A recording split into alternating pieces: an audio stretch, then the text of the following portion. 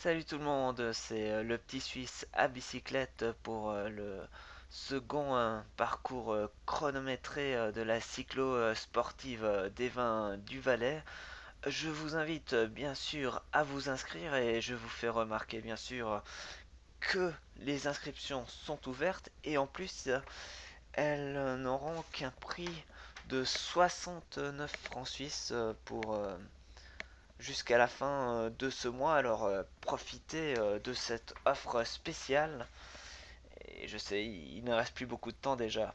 Alors nous sommes sur ce nouveau parcours entre Saint-Léonard et Lens, un parcours de 12,8 km, un parcours où, où, je veux dire, la pente moyenne est plutôt agréable et, et moins forte que l'année dernière où on passait je vais aller me renseigner où on passait un instant, merci. Après avoir consulté mes cartes de l'année dernière, alors nous passions par Molignon. C'est bien ça, oui, Molignon. Un parcours qui se veut beaucoup plus difficile, tandis que ici, depuis Saint-Léonard, je dirais que la pente ici vraiment est très, est très rapide, puisque sur une bonne partie, je monte facilement à plus de 20 km/h sur cette partie où nous allons bientôt arriver. Ici, nous sommes à peu près sur du 9%. Et même si on a l'impression elle est dure au départ, car, car ça monte sec, je dirais au départ, mais pas très longtemps. Alors, c'est ça qui est un avantage sans doute pour moi, qui suis plutôt un rouleur et non un grimpeur. Alors, c'est vraiment à partir d'ici que ça va devenir très roulant. J'avoue, je mets le gros plateau, le 5 en dedans, pour cette partie ici, car elle est vraiment très très très roulante. Et ça sur un bon bout, même si après les pourcentages vont revenir. Alors, nous allons, nous allons, nous allons, nous allons. Ah, j'ai un bug. Je sais pas où on va. Ah ben, nous partons en direction d'Ayen, ici sur des routes c'est une route de vignes. Comme vous pouvez le constater, il y a beaucoup de vignes. En même temps, c'est normal, ça s'appelle la cycle sportive des vins du Valais et c'est bien pour ça qu'on passe dans les vignobles. Alors, comme je vous le dis ici, la partie est très roulante et ça, c'est vraiment super top pour moi.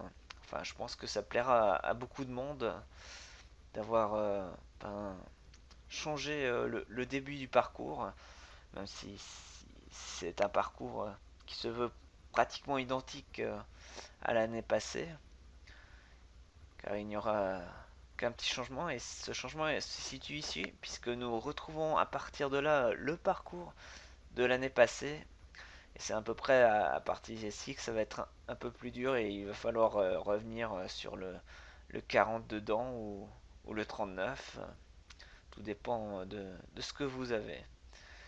Ici, le parcours va devenir déjà un peu plus difficile. La route est certes un peu moins bonne, mais ça c'est normal. Ce sont des routes de vignes. Ce n'est pas une route très large non plus, mais ça roule quand même bien, même si j'ai un peu plus de peine sur cette partie-ci. Alors, je ne sais pas si ce petit changement plaira à tout le monde, mais j'espère qu'il qui poussera certaines personnes à s'inscrire car il est plus facile. On a beaucoup supprimé de difficultés cette année sur le parcours total de la cycle sportive des Vins du Valais, même s'il y a toujours la montée entre Létron et Chamoison. Mais c'est une montée qui n'est pas trop difficile si on monte tranquillement au train. Elle se passe facilement. Alors nous avons eu le parcours Pont-la-Morge-Savièse, un parcours qui est resté identique à l'année passée, même si, comme je vous l'ai dit précédemment, Ils ont supprimé la montée très difficile de la tour lombarde, et une montée qui pouvait bien casser les jambes et comment dire, juste un instant, je vais revenir. Je cherchais le mot toxine, toxiné, oui. Cela peut faire pas mal de toxines pour les gens qui sont les cyclo-touristes. Les gens qui ont peut-être pas vraiment forcément l'habitude de faire plusieurs montées difficiles à la suite. Alors ici le parcours reste plus difficile, je dirais, qu'au départ, car il est quand même moins roulant. Et je dois dire, je l'avoue, l'année passée sur ce même parcours, c'est à peu près à cet endroit que j'ai commencé à peiner. Bon, il faut dire que j'ai dû beaucoup zigzaguer entre les concurrents, et c'est toujours un peu compliqué. Alors voilà, c'est à peu près ici que j'ai toujours de la peine. Je ne sais pas pourquoi. Je pêche un peu sur ce bout. J'ai l'impression de ne pas avancer, et pourtant cette année il faisait grand beau quand j'ai fait cette vidéo. Il y avait un beau soleil, aucun vent. Alors que l'année dernière, j'étais confronté à une forte chaleur. Je ne sais pas si vous avez déjà vu les vidéos de 2013 sur ce même parcours. J'étais sous une température de 34 degrés avec un fort fun. Et je dois dire que j'ai eu la sensation d'avoir mieux roulé l'année passée, car je suis resté un peu planté ici même. Mais je tiens aussi à signaler que bien sûr j'ai accéléré légèrement la vitesse pour que la vidéo ne soit pas trop longue. Alors les pourcentages ici sont à peu près de 9%, ce qui n'est pas une valeur très élevée pour les tout meilleurs, mais déjà difficile, je pense, pour les cycles sportifs. Et en même temps, ce n'est pas le Nirvana, non, ce n'est pas l'Everest. Voilà, c'est ça que je cherchais. Alors nous allons bientôt arriver sur Ayen, et je dois dire ici que nous allons, sur ce dernier bout difficile, avoir la chance d'avoir un petit replat qui va nous permettre de reprendre notre souffle, de reposer les jambes, ou pour les tout meilleurs, d'attaquer encore plus fort. Alors ici nous avons une vue sur Ayen, Anzer, et nous allons continuer. À partir d'Ayen, nous allons aller sur Lens. Lens qui se situe à notre droite. On ne voit pas pour l'instant. Alors je ne sais pas si le parcours, ce nouveau parcours à partir de Saint-Léonard plaira à tout le monde, mais j'espère qu'il plaira au plus grand monde et à tous les participants. Ensuite, je tenais à préciser que je ne sais pas exactement où le départ du secteur chronométré de Saint-Léonard sera donné, si ce sera sur le plat ou sur, comme je vous ai montré au début de la vidéo, directement dans la pente. Car le jour où j'ai fait cette vidéo, eh bien, il y avait des travaux sur la route. Alors, bah, nous le découvrons, nous le découvrirons, pardon, tous ensemble le jour venu. Alors ici, nous passons dans le petit replat, et j'ai accéléré pour prendre de la vitesse ici sur ce petit bout de pente. Et je ne sais pas pourquoi je me sens beaucoup mieux ici, alors que je peinais un peu avant dans la pente. C'est sans doute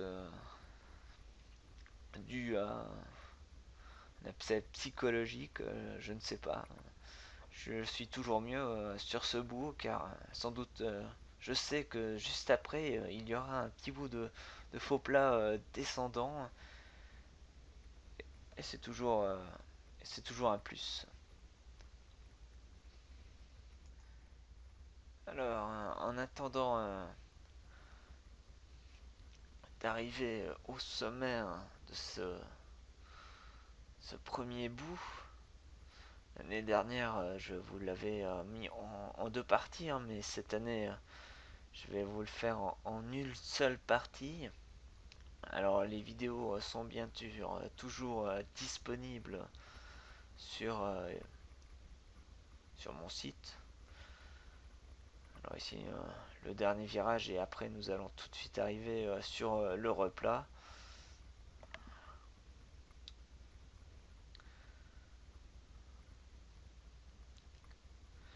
Nous arrivons à Ayen. Enfin, nous y sommes déjà, mais nous arrivons, je dirais, au cœur de ce beau village. Voilà, ici nous allons tourner sur notre droite. On remerciera au passage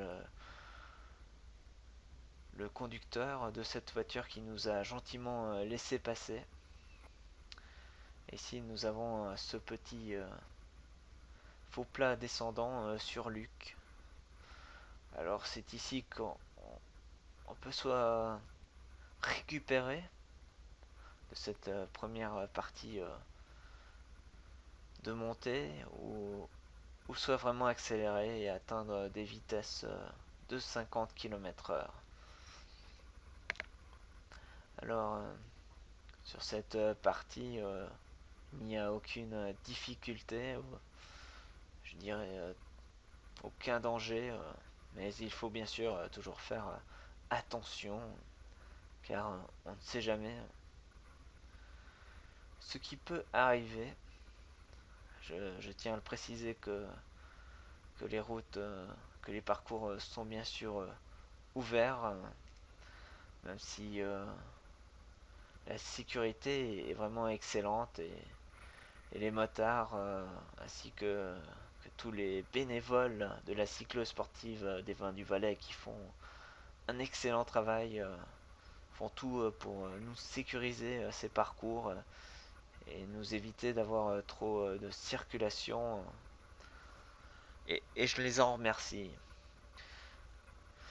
Alors ici nous allons rapidement arriver au bout de cette descente, et je dois dire que c'est ici même qu'il y a un virage assez traître, mais qui se passe encore assez bien en vélo, car la courbe est vraiment très prononcée. Alors nous allons passer sur le pont pour tout de suite ensuite, de suite, attaquer le deuxième, la deuxième montée. Et là, il faut vraiment garder le maximum d'élan pour le maximum de vitesse pour en perdre le moins possible, et le garder le plus longtemps possible. Alors, la pente est sans doute bien plus difficile maintenant, et surtout après avoir effectué une petite descente, les jambes sont peut-être lourdes pour certains. Et il faut bien penser qu'ici il y a du 9%, et on est tout de suite vraiment presque comme arrêté comparé à tout à l'heure. Nous allons bien sûr arriver dans un village, un beau village. Alors je ne sais pas si je peux le citer. Alors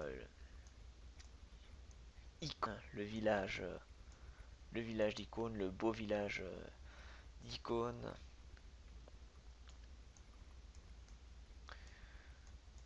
Je ne vais pas vous dire combien il y a d'habitants, car j'en ai aucune idée. Alors nous allons passer. Ah, j'allais oublier de vous préciser que c'est ici même qu'il y a eu la deuxième étape du Tour de Romandie. Et oui, c'est ici même que les coureurs sont passés. Et c'est ici que Joan Chop nous a, comment dire, nous a, je cherche le mot, nous a, nous a, nous a fait une belle attaque pour aller chercher le maillot du meilleur grimpeur. Alors nous arrivons dans le village d'Icogne, un village toujours très fleuri.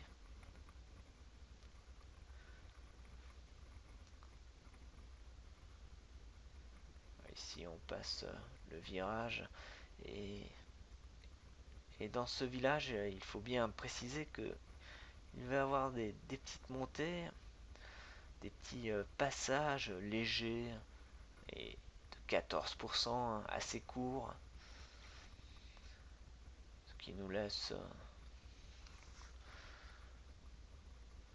un bon espoir pour la suite. Alors c'est à peu près ici dans le plus dur de la pente que John Chop de la Yam a attaqué.